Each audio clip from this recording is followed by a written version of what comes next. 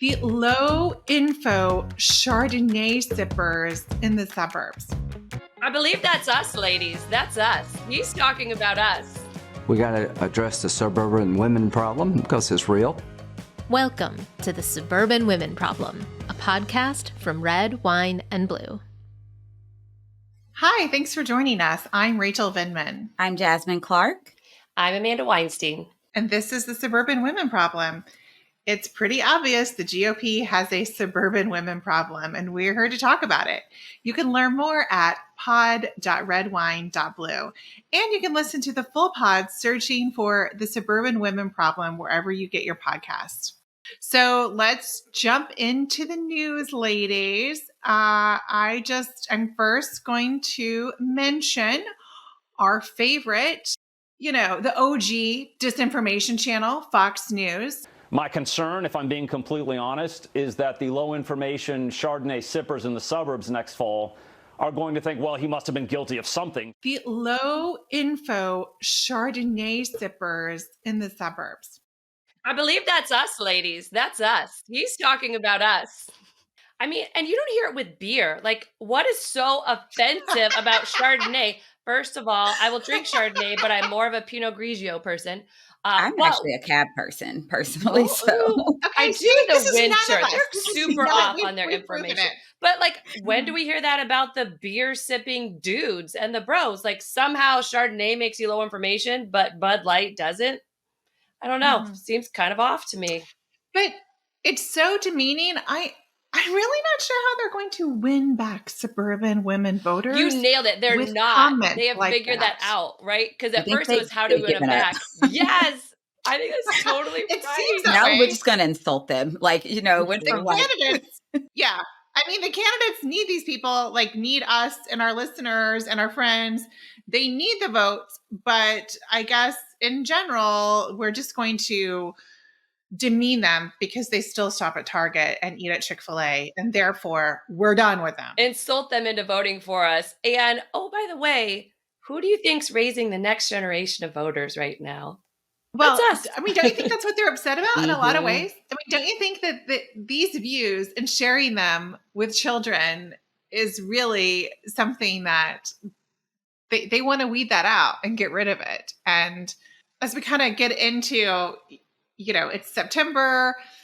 We're 14 months away from the presidential election. No one wants to hear that, but it's true. And as we're kind of getting into this, you're seeing sort of which attack lines, where they're going to go. And there's not a lot of coordination. We'll say that for sure. So, I don't think this is a winning strategy. It's insulting all the same. And hey, I think if you have a Fox viewer in your life, this would be a good thing to mention to them.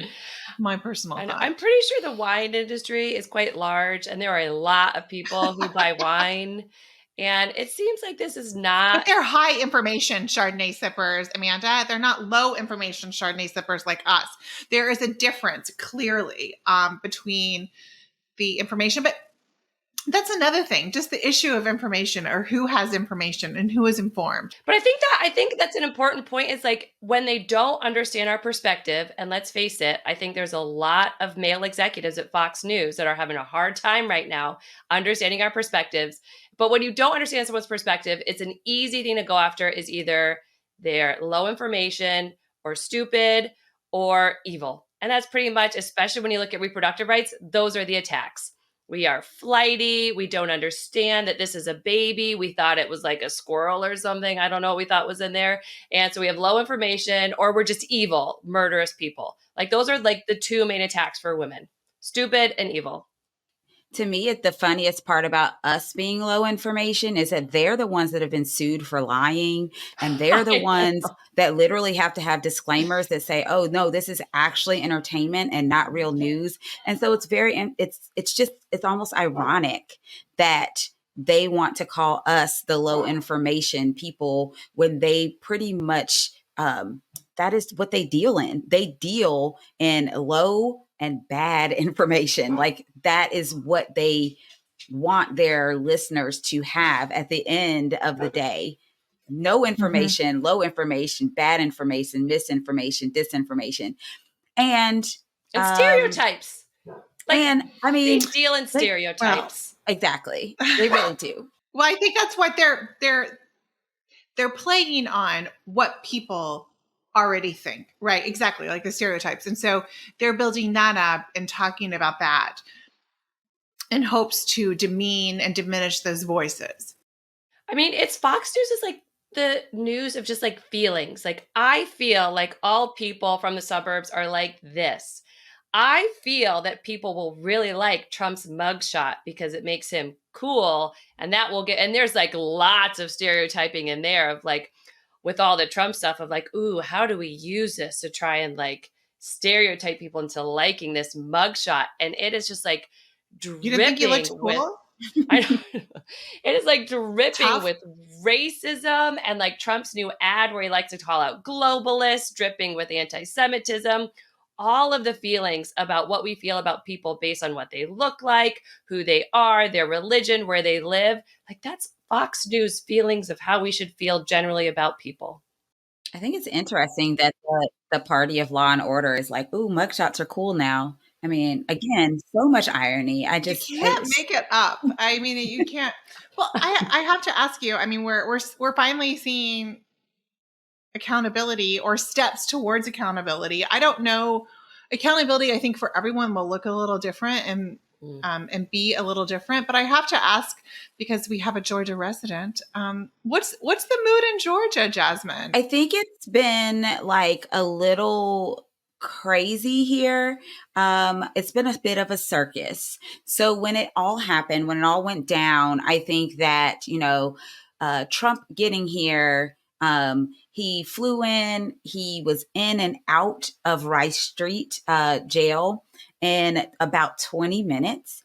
So if you live in Atlanta, first of all, whether you are a lawyer, whether you are visiting someone, or whether you have been booked into Rice Street, number one, it's like one of the worst jails. It's just not a good place to be. No one gets in and out in 20 minutes. You don't even get in and out in 20 minutes if you are like delivering the mail. Like, it's just not a thing that happens. And so it's kind of hard on my end to really truly feel like this was accountability, because everything was kind of preset for them. Everything was pre-negotiated for them. And they had the luxury of not really having to spend a whole lot of time in a place like Rice Street. Now, wait, so he got like the VIP treatment? Oh, super VIP. Jail. Like, this is more than VIP. Like, this is amazing. So, he got that. Meanwhile, Harrison Floyd, the one black guy that's was indicted, he actually had to spend the night there. And I always find that part interesting. So we had that going on. That was a whole story in of itself. And then the last story, unfortunately, we have people who are grifting off of this whole thing.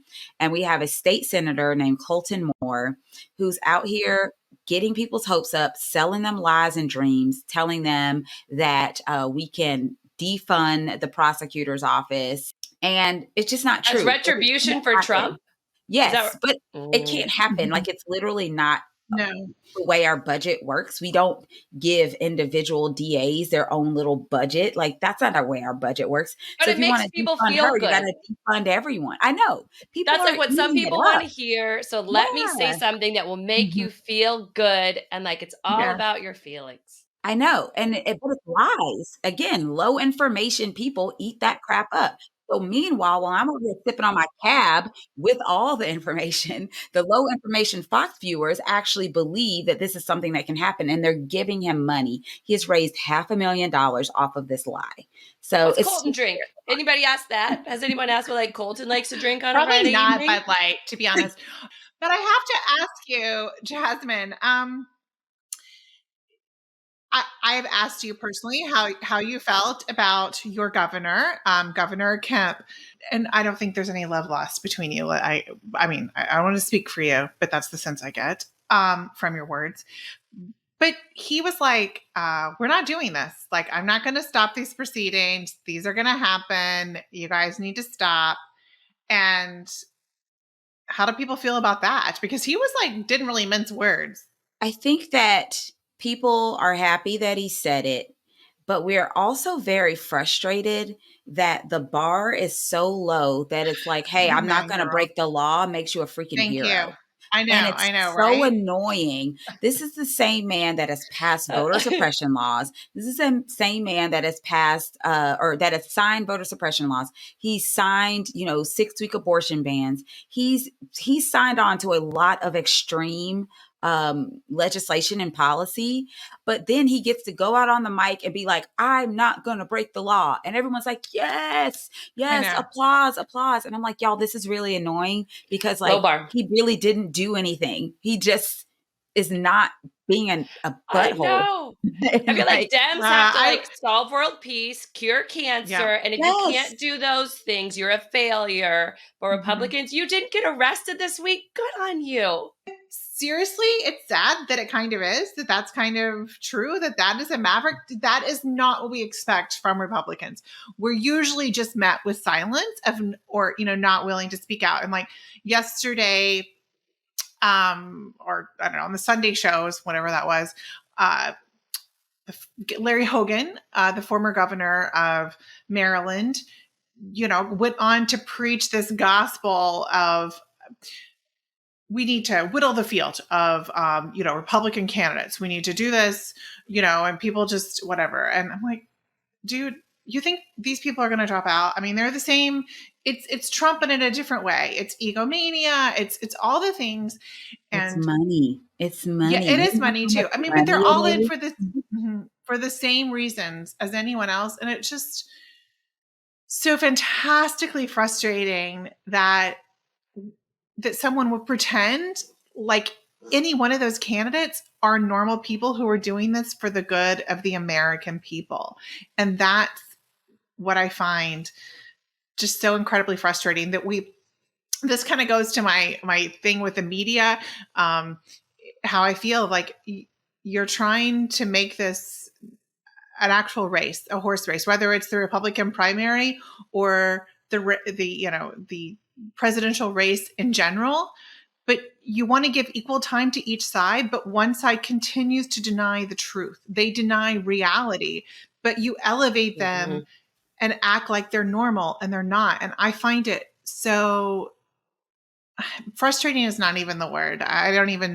It's disappointing, actually, just so disheartening that we're in this place and we pretend like people who lie and support liars and support criminals are somehow worthy of being spoken to like they're not those things. Yeah. Like giving credibility. Even Thank you. And then they're like, oh, well, we have to report both. And I'm like, yeah, that's not really how it works. And you should be able to report the truth without giving air to lies, misinformation, and the liars, and giving them, you know how like sometimes there's certain countries that they're like, our president shouldn't meet with them because then that makes it seem like they're like a credible person. Oh my gosh, that's it's so the true. Same premise to me. Mm-hmm. I completely agree with you. Well, I know that you don't want to be a low information Chardonnay sipper from the suburbs, and that's why you listen to us to be a little bit more informed. We are so happy that you're here. Remember, you can catch the full audio wherever you get your podcast or visit pod.redwine.blue. We'll see you again next week on another episode of the Suburban Women Problem.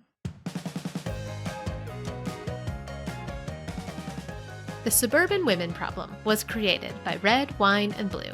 Our producer and editor is Amy Thorstensen, our project manager is Lindsay Quist, and our editorial assistant is Abigail Martin.